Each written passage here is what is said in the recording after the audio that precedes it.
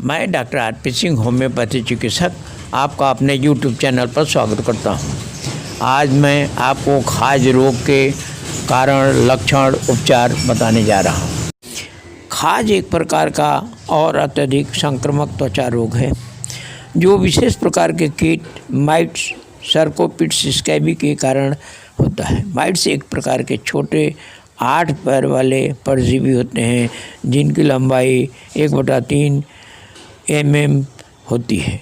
Scabies के कारण मनुष्य की त्वचा में खुजली, जलन और लाल चकत्ते पड़ जाते हैं जो अधिकतर रात के समय में और भी बदतर होने लगते हैं। मादा माइट्स के द्वारा मनुष्यों में संक्रमण फैलता है जिसकी लंबाई 0.3 mm 0.4 mm होती है, जबकि नर माइट्स इसके आकार के लगभग आधे होते हैं।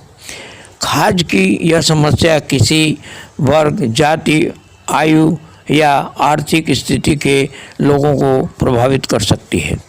यह इतना अधिक संक्रमित होता है कि आसानी से घनिष्ठ शारीरिक संपर्क के माध्यम से फैल जाता है। जैसे कि यदि संक्रमित व्यक्ति के बिस्तर, कपड़े और फर्नीचर को छूने या साझा करने मात्र से ही यह फैल जाता है। यह सार्वजनिक स्थानों पर जाने से सबसे अधिक मात्रा में फैलती है। स्कैबिज जैसे तो त्वचा के किसी भी हिस्से में फैल सकता है, परंतु कुछ विशेष स्थानों पर इसके लक्षण अत्यधिक और स्पष्ट रूप से दिखाई पड़ते हैं, जो इस प्रकार हैं। नाखूनों में, हाथों में, वस्त्रों से ढके रहने वाले स्थानों पर इत्यादि। आइए जानते हैं स्कैबिज को कैसे पहचानें और इसके लक्षण क्या हैं। खाज के लक्षणों का शुरुआत इस बात पर निर्भर करती है कि कोई व्यक्ति पहले भी कभी माइट्स के संपर्क में आया है या नहीं। पहली बार जब कोई व्यक्ति खाज के माइट्स के संपर्क में आता है तो लक्षणों को विकसित होने में करीबन 2 से 6 सप्ताह तक का समय लग सकता है। खुजली के लक्षणों में निम्न शामिल है। खुजली मुख्य रूप से रात में बदतर, गंभीर और तीव्र हो सकता है। खुजली खाज के सबसे आम लक्षणों में से एक है। चकत्ते, जब माइट्स त्वचा में घुस जाते हैं तो ये त्वचा में रेखाएं बना देते हैं जो त्वचा की ऊपरी परतों में सबसे अधिक पाए जाते हैं और पित्ती, किसी के काटने, गांठें, फुंसी या पपड़ीदार त्वचा के रूप में दिखाई देते हैं। इसके अलावा इसमें छाले भी हो सकते हैं। घाव, माइट्स के त्वचा में घुस जाने के बाद व्यक्ति की त्वचा में संक्रमित क्षेत्रों में घाव हो जाते हैं। आमतौर पर स्टेफिलोकोकस ऑरियस के साथ किसी अन्य संक्रमण के कारण भी घाव हो सकते हैं। त्वचा पर मोटी पपड़ी आना, क्रास्टेड स्कैबिज, जिन्हें नॉर्वेजियन स्कैबिज के रूप में भी जाना जाता है, गंभीर खाज का एक रूप होता है जिसमें त्वचा की परत के भीतर सैकड़ों हजारों माइट्स और मेट्स के अंडे होते हैं। यह एक गंभीर लक्षण होता है। ज़्यादातर लोग जो क्रास्टेड स्कैबिज से प्रभावित होते हैं उनको त्वचा पर भूरे, मोटे और फटे हुए क्रस्टस दिखाई देने लगते हैं। अलग हुए और फटे हुए क्रस्टस में रहने वाले माइट्स 1 सप्ताह से ज़्यादा तक मानव संपर्क की आवश्यकता के बिना रह सकते हैं। वयस्कों और बड़े बच्चों में संक्रमण निम्न अंगों पर दिखाई देते हैं: उंगलियों के बीच, नाखूनों के आसपास, बगल, कांख, कमर, कलाई के अंदरूनी हिस्से, कोहनी के भीतरी भाग में, पाँवों के तलवों में, स्तन, विशेष रूप से निपल्स के आसपास के क्षेत्र, पुरुष जननांग, निस्तंबों, घुटने, कंधे के सिरों पर।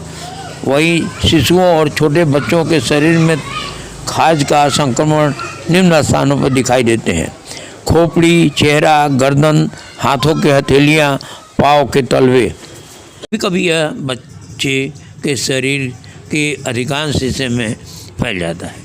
खुजली से पीड़ित शिशुओं में चिड़चिड़ापन और सोने और खाने में कठिनाई के लक्षण विशेष रूप से दिखाई देते हैं। स्कैबीज के फैलने के कारण स्कैबीज सर्कोपिड्स स्कैबीमाइट्स के द्वारा होने वाला एक संक्रमण है, जिसे मानव खुजली माइट्स के रूप में भी जाना जाता है। एक बार त्वचा में घुसने के बाद मादा साइट अपने द्वारा बनाई गई सुरंग में अपने अंडे को रख देती है। एक बार अंडे से निकलने के बाद माइट्स का लार्वा त्वचा के सतह पर चला जाता है और शरीर के अन्य हिस्सों में फैल जाता है। साथ ही यह रोगी संपर्क के माध्यम से दूसरे व्यक्ति के पूरे शरीर में या किसी अन्य होस्ट में भी फैल जाता है। यह न केवल मनुष्यों को अपितु कुत्ते और बिल्ली जैसे जानवरों को भी प्रभावित करता है।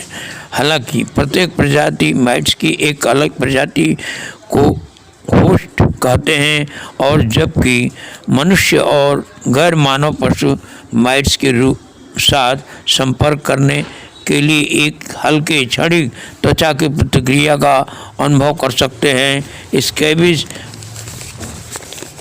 अत्यधिक संक्रमित रोग है जो सीधे त्वचा के संपर्क के माध्यम से संक्रमित व्यक्ति का तौलिया इस्तेमाल करने से, बिस्तर या फर्नीचर के इस्तेमाल से फैल सकता है। माइट्स से इन्फेक्टेड होने वाले लोगों में शामिल है। डे केयर या स्कूल जाने वाले बच्चे, छोटे बच्चे के माता पिता, यौन रूप से सक्रिय युवा वयस्क और कई यौन साझेदारों वाले लोग, कम देखभाल सुविधाओं के निवासी, बूढ़े वयस्कों, वे लोग जो इम्यूनो कॉम्प्रोमाइज्ड जैसे HIV, एड्स, ट्रांसप्लांट प्राप्तकर्ता और अन्य इम्यूनोसप्रेसिव दवाएं लेने वाले लोग।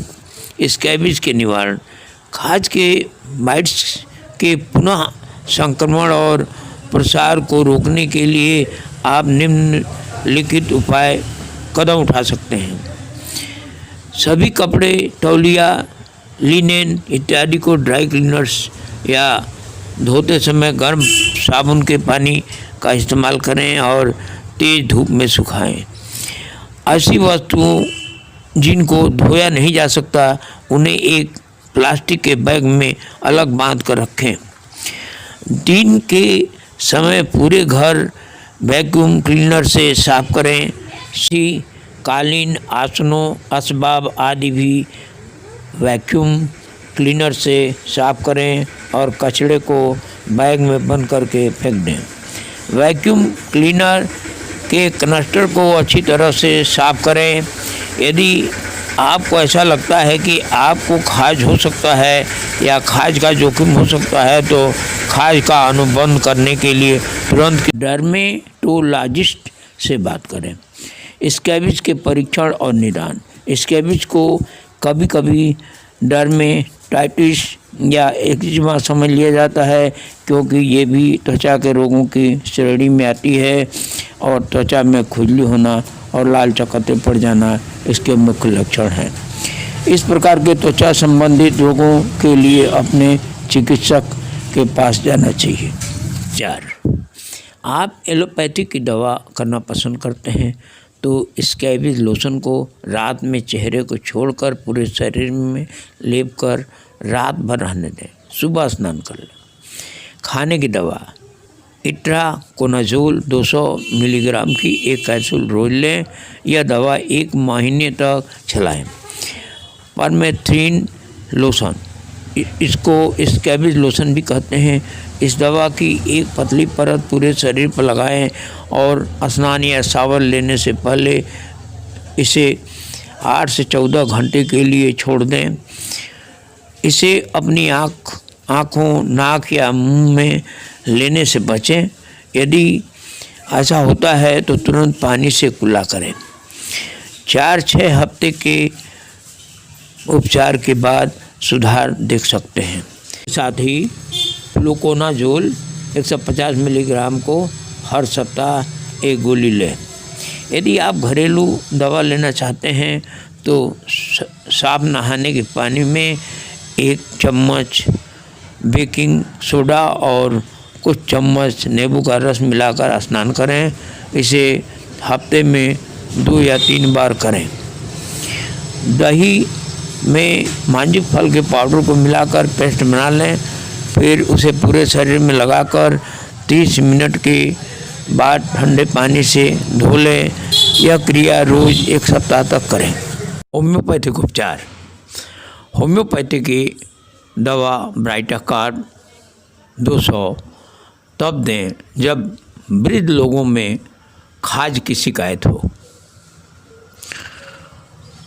होम्योपैथी की दवा नेट्रम फॉस 200 तब दें जब किसी के टखनों में खाज हो।